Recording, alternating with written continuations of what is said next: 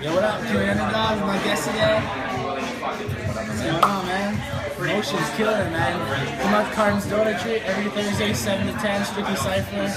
There's a sick beatbox, sick rapping. So, when did you start beatboxing, man? I just heard a sick beatbox on New Year's, actually. Thank you. When did you start doing that? It's probably been going on like 20 years now, man. Really? It was for hip hop. It was one of the first things I started because I was pretty poor growing up, and beatboxing was free, you know. And I was saying to somebody today, actually, you know the double D batteries for like ghetto blasters and shit. They cost hella money, so like it was way cheaper just to be like start making our own beats, you know.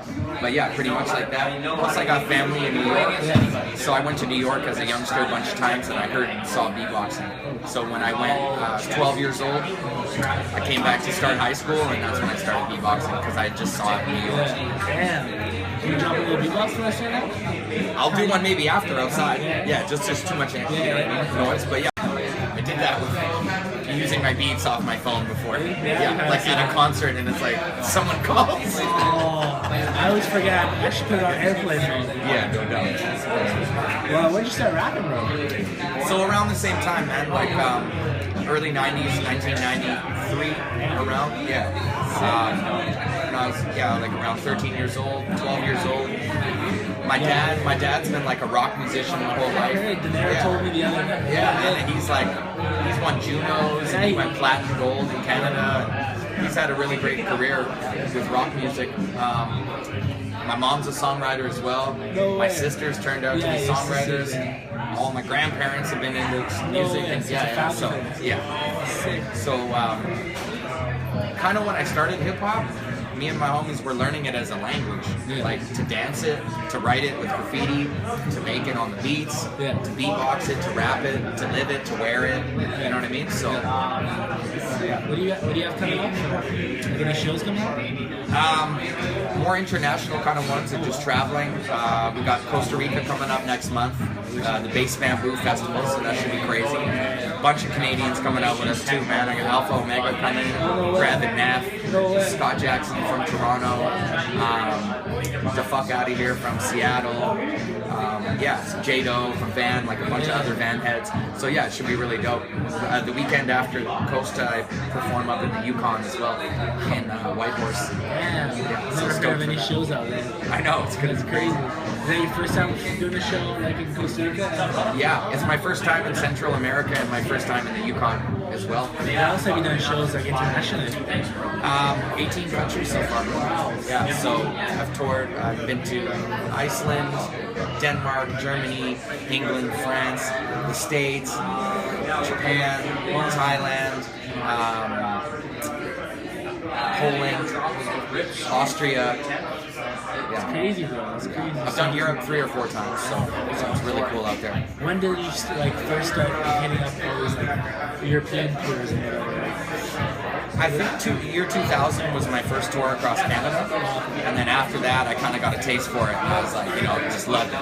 Man, I just want to travel everywhere and try to do music, So since then it's been like, pretty much trying to get out of Canada every year or 2 at least and do something somewhere else.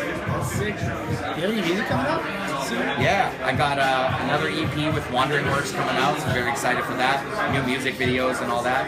I got a single or a couple singles coming out with Sleeveless Records in San Francisco. Yeah, with Stylus Beats. Yeah, and probably drop a mixtape or put out some free music this year as well.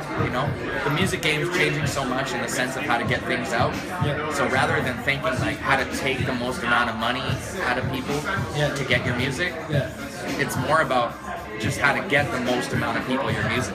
So for me, I don't care if, my main goal is for millions of people to hear my music, and it'll turn into whatever it turns into. Initially, you don't need to try to charge those people. So let them hear you out. Exactly. I want to get the music out, give people, this is another thing in an age of free music and shit is really accessible. You can pirate anything, you can steal anything. Why do people want your album? You got to give them a reason. So that's why I try to make my performances live, and that's why I try to come up with creative shit to rap about so that people actually want to check it out. Are you working with any artists? always, man, you know, always trying to collab with new artists. Working on a new tune with Chris Webby from the States. So as far as like other rappers and stuff, pretty stoked on that one. Me and Fresh Kills working on a project. He's an amazing producer from Toronto. Yeah, I heard about that. Yeah. He worked in Northwest too. Yeah, and Stylus Beats out of San Francisco, Matt the Alien up in Squamish, working a bunch of tunes with him. Got some new remixes with 6 Block out of Los Angeles. So yeah, just trying to, you know, build. It's been cool building with people and working with people online. Yeah. Some of them I haven't even met. You know, we got this crazy connection making music online. Social media is awesome. Yeah, totally.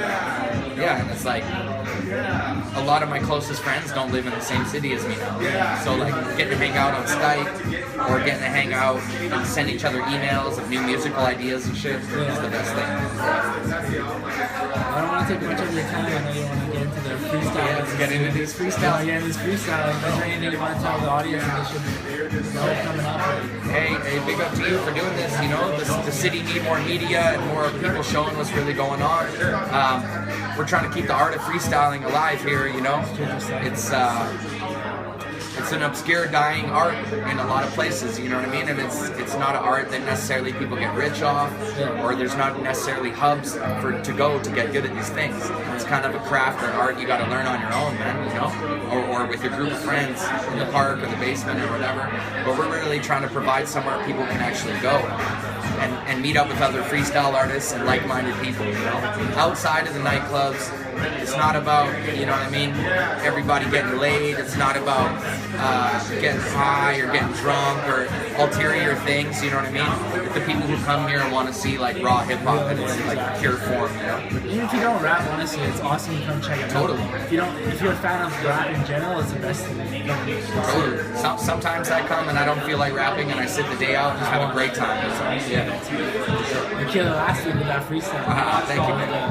Yo, thank you. Hey man, thank you so much for doing this. I appreciate it, man. Have fun in Mexico.